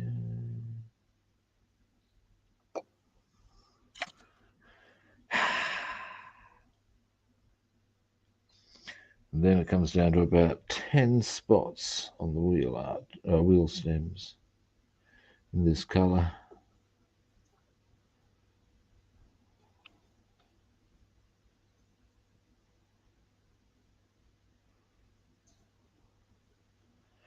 Delete. thinking after once I finish the stream, my first port of call, I need to water my veggie garden. I've got a veggie garden growing. I'm very happy about that. You got zucchini and stuff like that in it, right? Yeah, I'm pretty chipper about that because it's coming along really well. Right. I've also decided to. They're being delivered. I've invested in potato bags,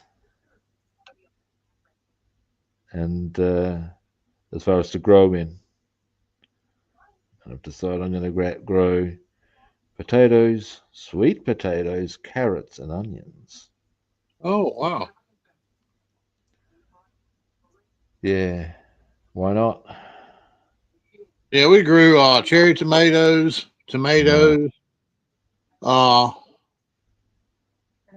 squash, cabbage. Yep, it's all good Beans. stuff to do. Now, here we go.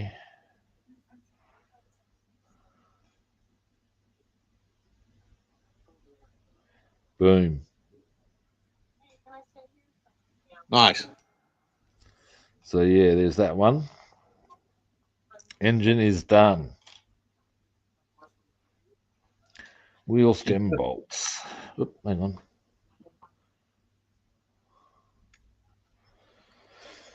Alrighty.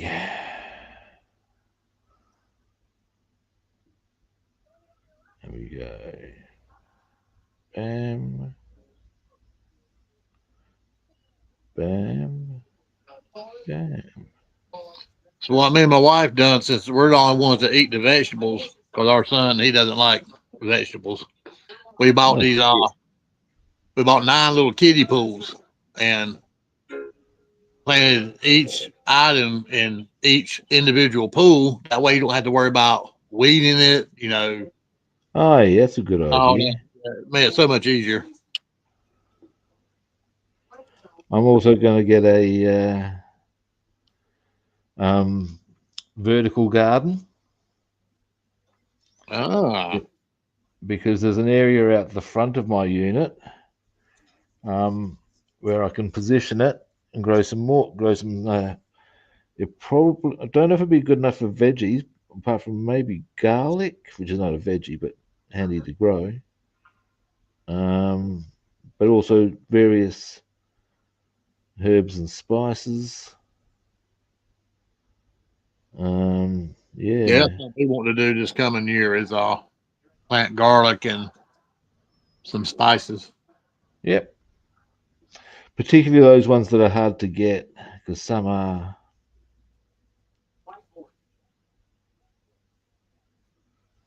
And I've got to say, I get a lot of enjoyment out of doing the garden at the moment. Oh yeah, having a garden's nice. Saved on the grocery bill as well. Well, yeah, and indeed, I'll be putting that to effect probably tonight because I've been the next door neighbour, who's also part of the whole gardening caper. Because she and I put in a bit of a team effort on the whole thing. Oh, okay. She's got some spinach that needs to be eaten. So I'll be putting that into a dish with some chuck steak. I found a recipe on Chat GPT for it. And yeah, it'll be yummy. All right. All right. Now, what I done there? What I done there? Actually, wait. There's one more thing I should do in this color.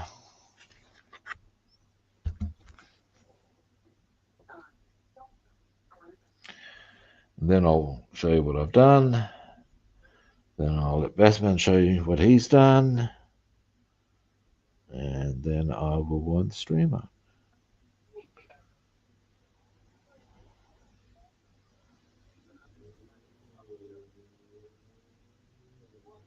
we go. Boo full. Goggles off. Clean brush.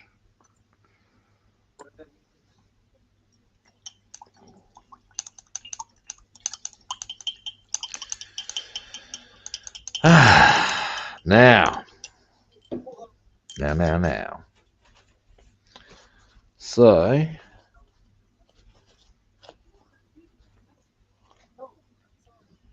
what I did there is a couple of things. I put a bit of bronze on to create a bit of a cap on those bottles.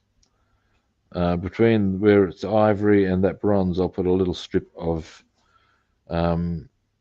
natural steel to create the whole bottle. Oh, wow. That was really good. Thank you. Now, here are the bolts highlighted on the wheel stems. There's still a bit to go on them. Actually, they should go this way up. There's still a few colours to go on them, but they're coming along.